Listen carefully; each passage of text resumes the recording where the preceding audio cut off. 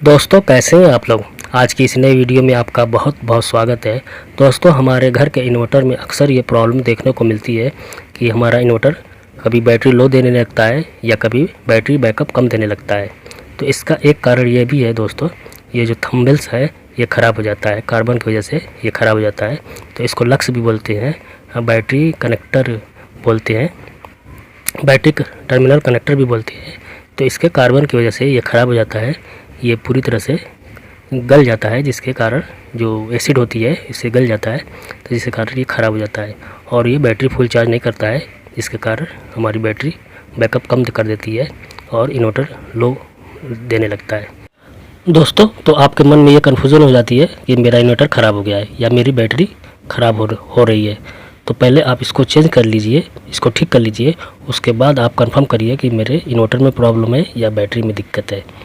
तो अक्सर ये दिक्कत होती है, तो इसी को आज हम ठीक करके आपको दिखाएंगे।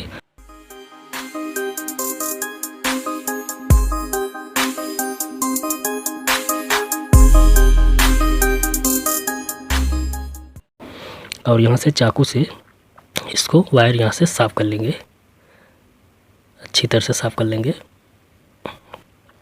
उसके बाद पेपर से इसको साफ़ करेंगे। पेपर से साफ़ करके इसको पिला से इसका वायर मढ़ेंगे, इसको टाइट करेंगे इसे।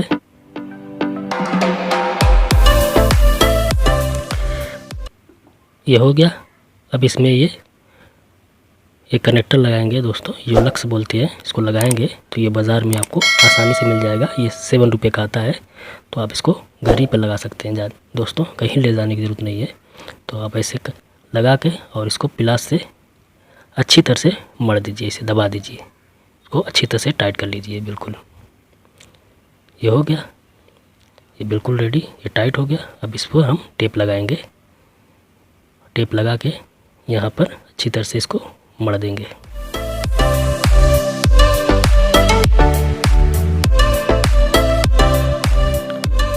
इसको टाइट करके ये हो गया, टाइट हो गया, बिल्कुल ओके दोस्तों। अब इसको बैटरी से कनेक्ट कर दीजिए। देख रहे हैं ये ख़राब हो गया है। अब इसी आपका जो बैटरी का प्रॉब्लम था, इन्वर्टर में जो प्रॉब्लम था, इसका सोल्यूशन हो गया। अब इसे कन्फर्म हो जाएगा। दोस्तों वीडियो कैसी लगी कमेंट बॉक्स में बताइएगा। वीडियो को लाइक कर दीजिएगा, शेयर कर दीजिएगा और वीडियो देखने के लिए आपका बहुत बहुत धन्यवाद।